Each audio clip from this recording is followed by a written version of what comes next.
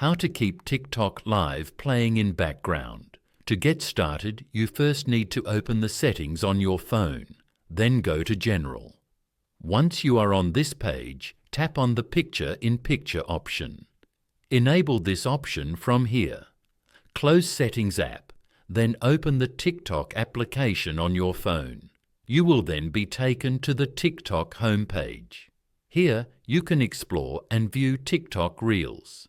From this page, tap on the search icon at the top right corner. Then go to Live from the recent searches. You will find the top live here in this page.